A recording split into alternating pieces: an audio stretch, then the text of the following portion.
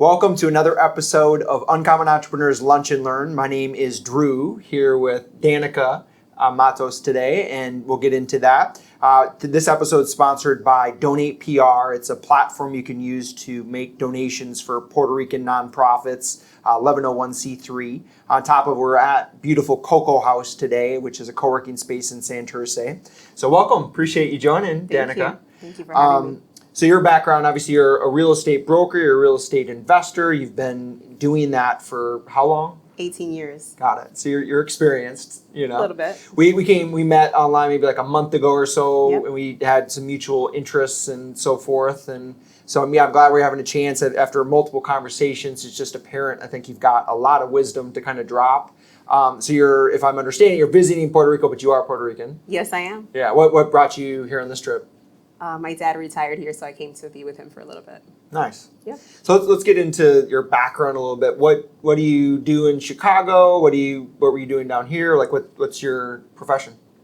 My 9 to 5 per se is I'm a real estate broker in Chicago, and I have been for many years. And I also am a real estate investor, and I am currently about to launch a new real estate investment company. Got it. And that's on like the transactional side, and we'll get into that, Yeah. right? Cool. So yeah, maybe let's start off with kind of how do you see the economy right now? How is Chicago right now? How is your assessment of Puerto Rico? So about Chicago, it is an interesting market. I would say that it's kind of tricky. I think that it kind of feels like a seller's market because there's not a lot of inventory. But it's not the kind of seller's market I had back in 2006, if that makes sense. So buyers are much more savvy now. They're budget conscious. We have a different generation of buyers. And so regardless of how someone prices a home, if it's not priced right, the buyer is not even going to budge, which is great. I think we have a much healthier outlook on money, finance, and real estate with the newer generation of buyers. And so I see the market to be pretty healthy for now. But I am concerned that there's going to be a downturn or a correction really soon. Got it. Interesting.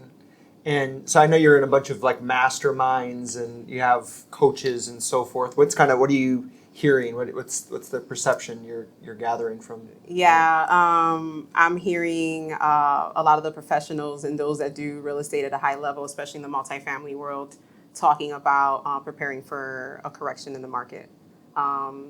Maybe soon, maybe within the year or so. Got it. So they're just talking a lot about, learning from the past, right? We don't believe there's going to be a housing market crash like 2008, but there is going to be a correction due to the way the economy is going right now at some point. Got it. For the economy as a whole. Got it. With real estate obviously being a big part of it. Yeah, and how are people preparing that? Maybe you're trying to be strategic.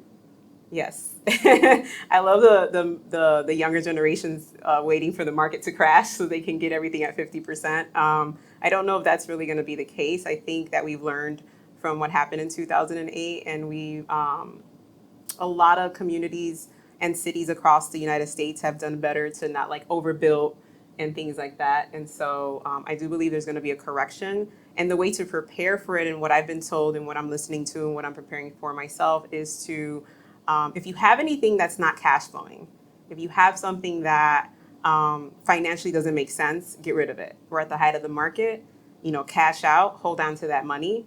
Another thing, depending what you're trying to do as far as your portfolio and what type of investing you want to do in real estate, start building relationships, networking, as far as maybe partnering, like doing joint ventures, for example, or raising capital, for example, doing syndication.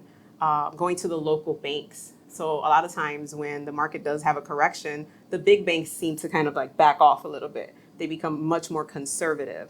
So when you have the local banks who are in a situation that they need to borrow, in order to stay alive, and you have that relationship with them, you have an account with them, you take them out to eat, you let them know what your goals are. When the market does go down, then they're the type of bank that you want to go to, and they're a little bit more lenient, right? They're more personable.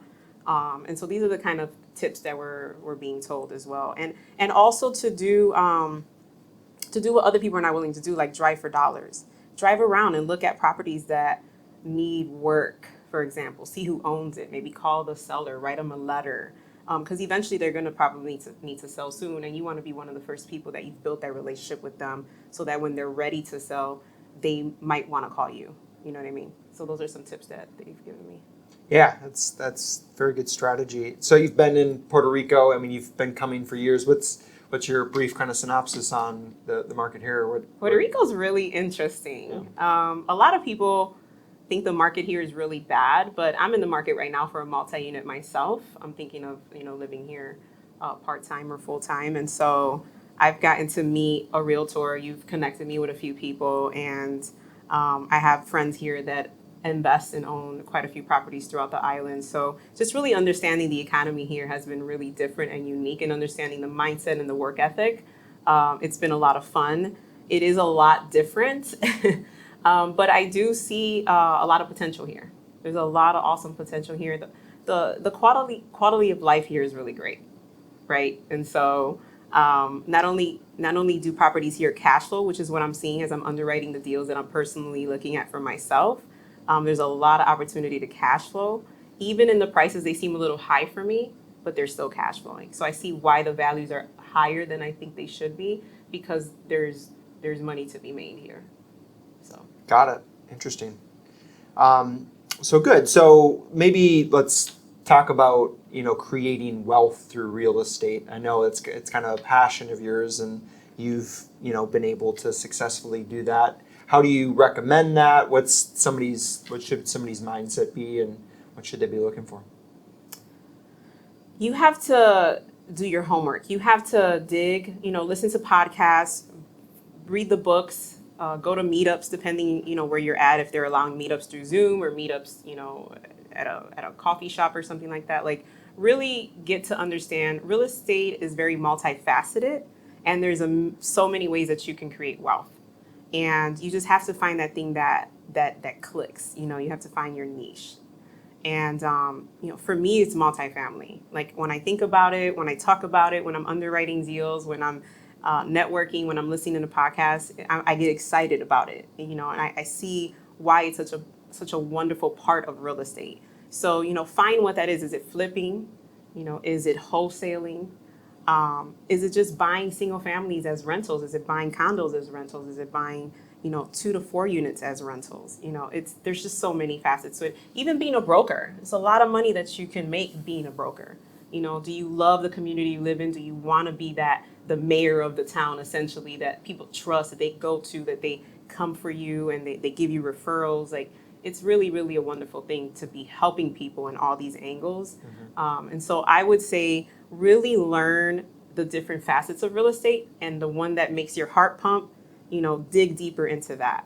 Get a coach, for example, or go to a seminar, and connect yourself with people that are doing it at a high level. You rub shoulders with them, for sure you're going to definitely grow in that area of real estate, and you're going to be able to build wealth your way. Everybody's portfolio is going to be different. Everyone's goals in wealth building is different. For one person, it could be, I just want to make a few $1,000s a month. I love my 9 to 5. I like that extra cash, or I want to, leave something for my kids. And it could be something as simple as that, or it could be someone like me who wants hundreds of thousands of dollars a month through multifamily cash flow. So it just depends. There's a lot of information. We're in the information age. There's no excuse why you cannot be successful in real estate. I know people in their early to mid-20s already cash flowing tens of thousands and not hundreds of thousands of dollars a month, because they simply just read a book, went to some seminar, hired a coach, took action, and now they have a portfolio, and they're not even 30. So it's pretty cool. Gotcha. Yeah. So it's dedication, and that's definitely something that has, in our conversations, that has always stood out, is that you're hungry for information, and sitting at the feet of people that are successful in an industry. There's so much wisdom that can be gained to how to leverage your time and expertise. So you had hinted or mentioned podcasts and books and were important. Do you have any that you'd recommend, and maybe those that are watching could check out? Yeah, absolutely. One of my favorite is my personal coach. His name is Rod Khleif. He has a podcast called Lifetime Cash Flow Through Multifamily. And he also does Zoom seminars now, which obviously, we can't have the weekend. They're called boot camps, actually. And I believe he has one this weekend, if I'm not mistaken. But with my traveling, I haven't been able to attend. But Rod Khleif, lifetime cash flow through multifamily. I met someone through Rod Cleve's network named John Kasman, who has one called Target Markets, also multifamily and marketing. Cash Flow Ninja is also a really good one, and it has every aspect of cash flowing, not just real estate. So it's super cool. And also stuff like Jay Shetty, because when you want to build wealth and success in any area of life, you want to have the mentality for it, right? You have to think like a wealthy person in order to really build that and create that success. So podcast, Brian Buffini is also a really good one. He works, a lot of brokers listen to Brian Buffini because he's all about your mindset. He's all about working by referral and using your circle of influence to bring you business. So that's a really good one as well. Got it. So you've gone down talking about consciousness and the importance of kind of a mindset that it takes. And I know you've got a good mindset through our conversations. Maybe elaborate on how significant that is, or how somebody maybe could change their thinking to lead to more success. Yeah, I think self-awareness and consciousness is where it's at.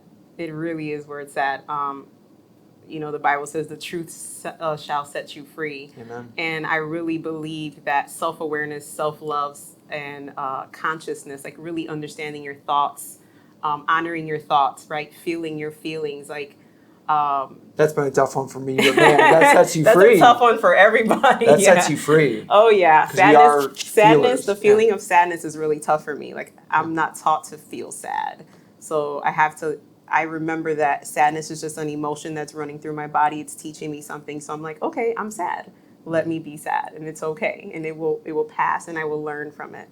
So all of that ties into any type of level of success, right? So if you want to lose weight, that's something that you can be successful in. If you want to be fit, if you want to have a wonderful, magical, intimate, beautiful marriage, that could be success for you. If you want your kids to be wonderful, kind, loving human beings, that could be success. And it all starts with your thoughts. It all starts with how you think, because how you think eventually, becomes your actions, right? And if you're not aware of your mind and your thoughts, then your mind is going to run your life. The subconscious is just going to, robotically tell you how to live. And with social media, the documentary Social Dilemma, yeah, it's a perfect example of. It's a good one. I just watched it the other day. Yeah, that's such a perfect example of just not being so aware that your subconscious is really controlling your life and controlling your choices.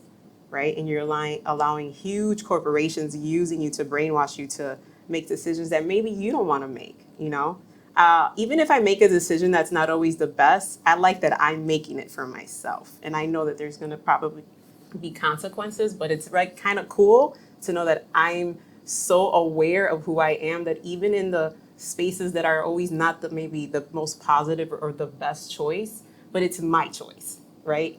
Where you're like brainless, you're making decisions and life becomes difficult and you're like, what's happening? Why is this happening to me? I don't really ever ask anymore, why is this happening to me? Because I know. Because, I'm so aware. I already know, good or bad. This is happening to me because I chose, right? I had a thought and I took action and I chose. So it's pretty cool. Got it. And that can drive into everything, including real estate. Because as you know, real estate industry is a very wealthy industry, and there's a lot of people out there who don't have the best intentions, so you got to know who you are to ensure that you have such clarity that you attract the right good-hearted and good-minded people to you and not really get in with the sharks. Unless you want to be a shark, then be a shark. At least be conscious about the fact that you're a shark, right? And not be kind of drawn into something that you personally didn't want to be drawn into, and now you're stuck in a bad situation. So you have to be careful. Wherever there's a lot of money, there's a lot of darkness. So you got to be careful with that. Interesting. Yeah, I think that's a very important theme in the mindset and being aware of your thoughts. And wow, you hit it on the nail. Interesting. So maybe going into your why of why you do real estate, because I think that's been, it's so fundamental to give you that passion and to the consistency that comes with, having those daily rituals. So for you, what's your passion, your why behind why you do it? People. I just love people. I want to see people win. Mm-hmm. I really do. If you want to be healthy, I want to cheer you on. I want to be able to give you a nugget or recommend a book or, a therapist, whatever it's going to take for you to be who you really want to be and have peace with yourself and find that joy and that inner peace and that happiness. Like, I want to see people win. And, real estate is such a beautiful tool for freedom, financial freedom. A lot of us who are born in poor-minded communities have a fear of wealth. We have a fear of success and we have a fear of wealth, or we have like a negative attitude towards it. And I want to break those walls. I want to break those boundaries. I really want to bring truth that you can be wealthy and you can be an awesome human being at the same time. And you can use that wealth to give back to your community, to give back to your family. You know what I mean? Whatever you're passionate about. There's a lot of need out here. We don't need more poor people. We need people who are making wise. Yeah, we need people who are making wise financial decisions, who are conscious, who love themselves, love their neighbors, and who want to use the hard work that they did to build that wealth to give part of that back and to leave part of that as a legacy for their kids, so their kids and grandkids know, like, hey, this grandpa did this and I could do it too. So, I would say my why is helping people understand that there is a thing that's called legacy, and you can really break boundaries from whatever your background is, and you can use real estate as a tool to do that. So even if you're a teacher, I know teachers who flip on the side and they make more in their flipping, but they love teaching, but they don't have the stress of the, $20 an hour working 80 hours a week, because they have that side income. So you can imagine you can still do what you're passionate about that doesn't pay a lot. You could use real estate as a tool to earn one little extra stream of income to give you that financial peace, so then you can get back to the things that you want. So for me, that's my why. Got it. Do you have any, going down that hole of, the financial mindset that might be holding somebody back, do you have like a tip that you would throw out to somebody to maybe break that stronghold? Trauma. I think trauma holds us all back, and a lot of us don't want to talk about it. It's taboo. I feel like it's starting to become a little bit more of a comfortable conversation. I'm starting to see it trickle in, even in social media. But I think that all of us have childhood trauma. It's some very minor, like maybe dad yelled at you and called you something and you believed it, and now you keep telling yourself you're stupid, or you keep telling yourself you're not enough, and that goes into your relationships, that goes into your thoughts with money, that goes into your self-image. So I would say if you can really dig and find healing from things that hold you back, or the thoughts that you tell yourself every day, like we tell ourselves these stories that are no longer true. I'm not a 12-year-old little girl no more. I'm this person today, and I get to choose who I want to be. I don't have to use my past trauma to determine who I am as an adult. So for me, if you can do that, you can find a lot of freedom. And then, the world is your oyster. I mean, anything is possible. As far as relationship, as far as money, anything is possible. Yeah. And I'm sure you can relate with me in that, like, that process is obviously arduous and takes sacrifice to get to, but the freedom on the other side, right? Yes, I think people are so scared to feel the feelings that I feel like there has to be a moment that you go to that inner child, and you have to say, it's going to be okay. Mm-hmm. It's okay to be sad. It's okay to grieve this. It's okay to heal from this, and it's okay to move on. And you have to feel something in order to do that. You have to go through whatever that pain and that trauma caused you. You have to feel it, release it. But then once you do, it's like, oh, that was easy. Obviously, as you're going through it, it's not comfortable. But it's such a small moment in your life that you invest in, but what you get from it is like a lifetime of freedom. And I just feel personally, I have such a heart about that, because I feel like I see so many people trapped in this cycle of trauma, and they're like, well, why is my life not this way? Why hasn't this happened for me? Why do I keep dating the same type of man? Why are my children like this? And it's like, you have trauma that tells you you're something, you believe it, you live it out, and then it projects all over, and you're unconscious about it. So it's really hard for me to sit back and see that. So I have a passion for that. And I think that if you can just tap into that, allow it to heal, like I said, the world is your oyster. You can literally have such a freedom. Yeah. And a peace. Yeah. But you project, you attract back. No more road rage. Yeah. Think about it. You get rid of road rage. Yeah. Seriously. Yeah. That's what it is. It's a triggered childhood trauma of some sort. And when you're on the road and you can't control something, maybe when you were a kid, you couldn't control your home. Maybe you were abused. So now you're in the car, wanting to attack somebody. Yeah. I know I'm laughing, but it's true. Yeah, I get it. We all come. It doesn't. I know you came from a background where that wasn't necessarily the case, and you could have been a number, and you've chose to rise from it. If I understand that. Mm-hmm. It's true. So maybe let's flip back to on the real estate realm of things, and let's hit on multifamily and your passion behind that. What do you think about multifamily syndications? Oh man, it's such a great tool to build wealth. So many of us have friends, families, acquaintances, co-workers, church family that have cash, right? And they're not making much on that money. So if you are networking and have a team of people looking for real estate deals through multifamily that can cash flow, and done conservatively, obviously, and ethically, right?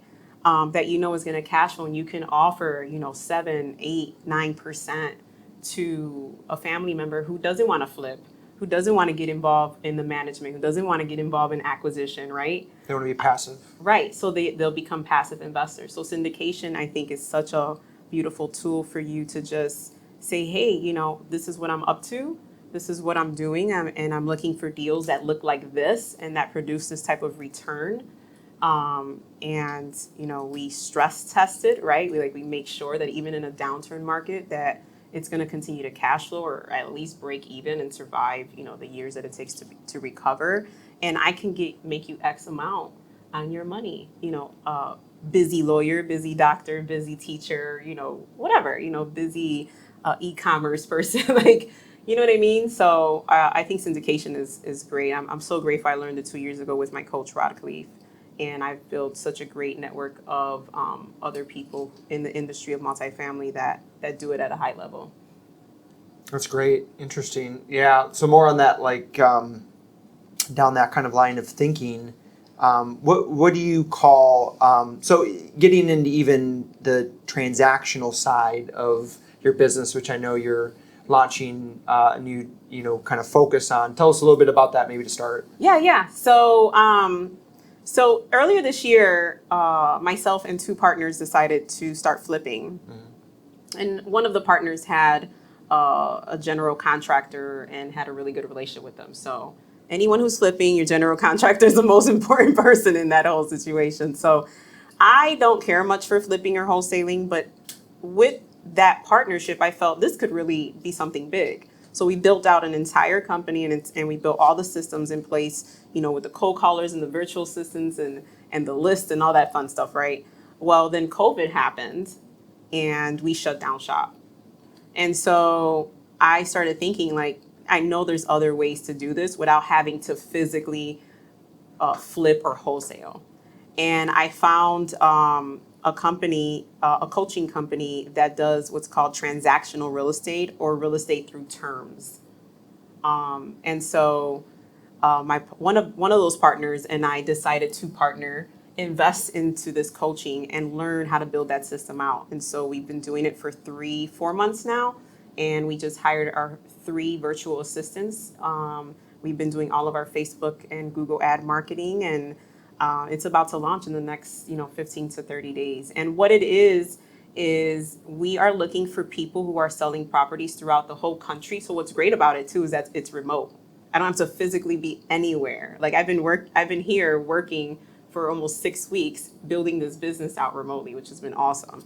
And so the goal is that you find someone who's looking to sell a house and is willing to wait to get their profit in the near future, and you get it subject to their mortgage. So basically you take over their mortgage payments, you take over the taxes, insurance, you take over the maintenance, right? Or you can do seller financing. And so they don't have a mortgage or their mortgage is really low based off their loan, the value of the house. And you can give them a monthly payment as if they were the bank. So then you could do seller financing. And on the flip side of that, so once you get that aspect of it, the other side of it is that now you find a buyer for that home. And so it can be a retail buyer, it can be a lease with option to rent buyer, it can be an investor, you know what I mean? So, or you can wholesale it, you can flip it, you can always add in other things, right? You want to monetize any opportunity, and you also want to help people. So what I love about it is that I see the economy and real estate changing. The foreclosure rates are starting to go up. When I have my meetings every week, I hear the numbers at 8%, 20% in the foreclosure world right now. I was around when 2008 happened. I was an investor. I lost a lot at the time. And I did a lot of short sales back then as a broker. So I know the pain and the suffering that it is when someone's losing their home. And I love the transactional side of things, and that I'm learning it because I feel with the way the economy is going, I can step in and help someone.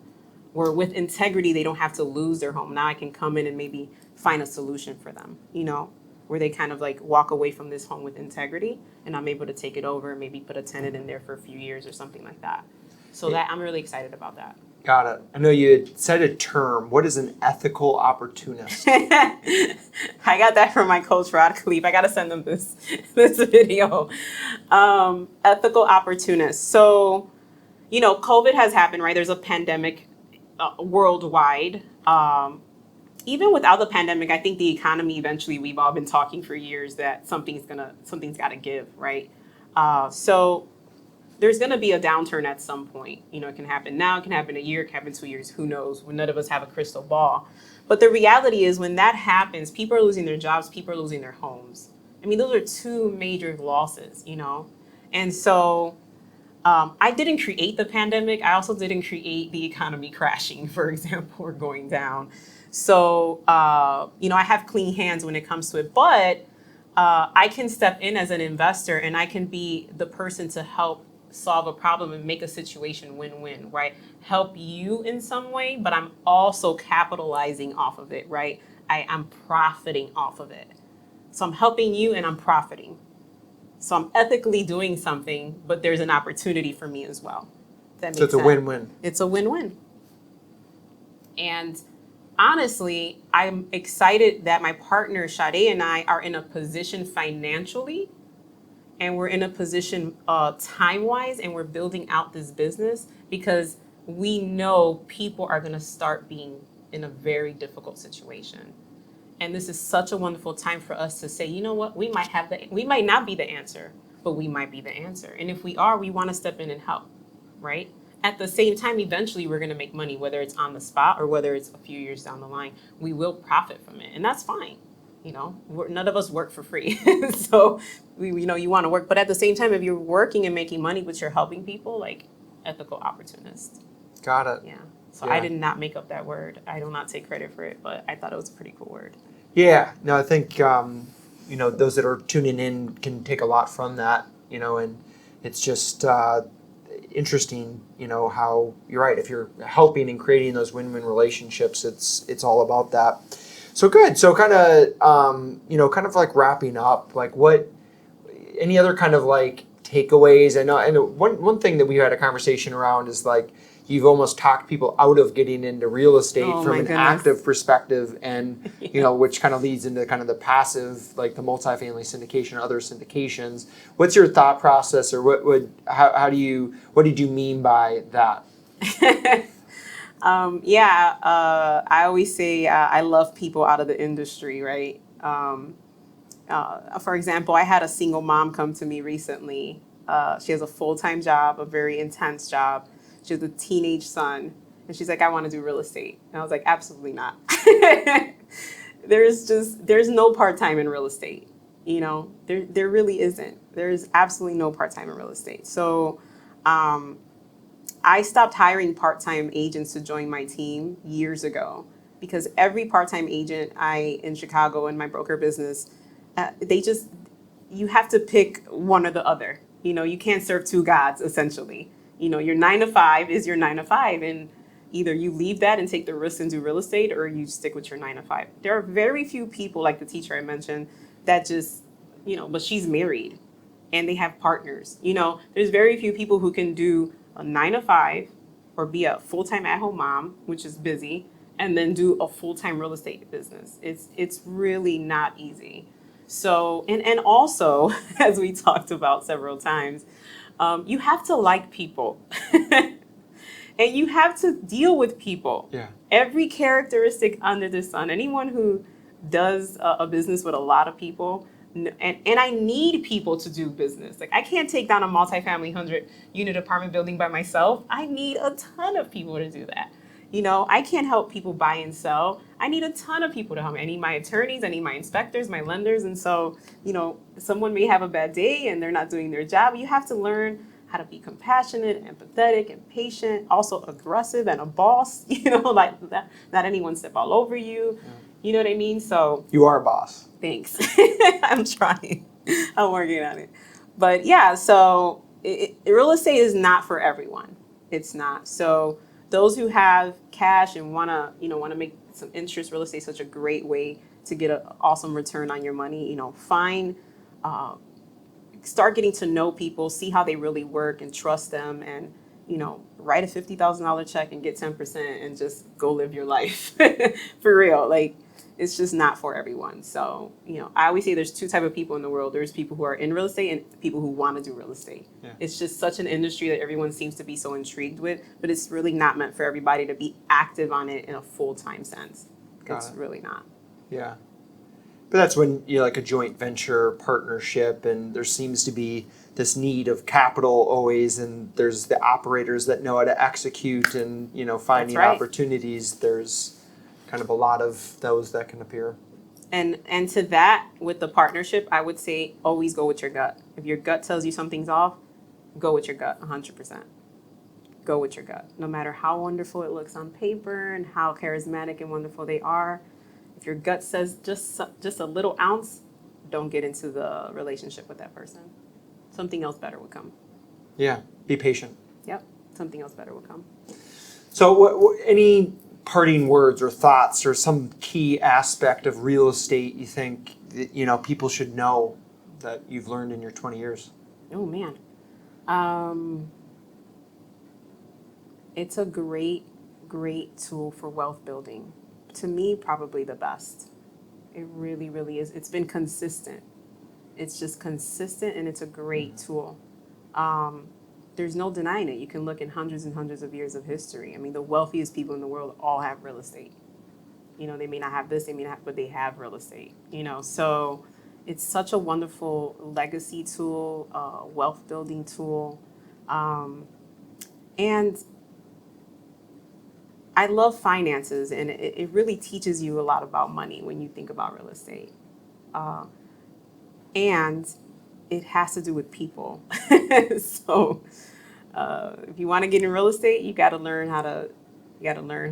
know yourself really, really well. And you got to understand personality types, and you got to understand people. And the best advice I could give inside real estate is get around really good-hearted people who are just killing it in the industry. I mean, that's when really you're going to be able to take advantage of the opportunities. There's no way I would have the mindset, the attitude, the heart, the ethical way that I work if it hasn't been for people that have mentored me. You know what I mean? From my broker business, Joe Betancourt, Fevin Reyes, like these guys like poured into me for years and really taught me the industry and in the broker side in Chicago in a big way. And they both have, you know, great integrity, and, you know, so surround yourself with the right people when it comes to that. So legacy built, like being able to leave a legacy, generational wealth, liking people and being able to partner with people and work and have like synergy and camaraderie, and you know, having the right mentors and the right coaches. You can get all of that in real estate. And if you do that, it's going to be fun, and you're going to make a lot of money, and it's a little bit crazy. So if you like a little crazy sprinkled in there. Yeah. Variety, excitement. Yeah, we talked about that. I'm a 7 in the Enneagram, so I'm an adventurer. So I think that's why real estate fits my personality, because it's never the same. It's always something different. I'm always learning something new. So it's very exciting. So if you like thrill and excitement and adventure, real estate is definitely an industry to become a part of. Yeah. Yeah. That's great. Well, I appreciate you, dropping in, and I know you have a unique perspective on this space, and so, yeah, appreciate the time. Thank you. Thanks for having me. I Yeah, you're appreciate welcome. you. Yeah, welcome.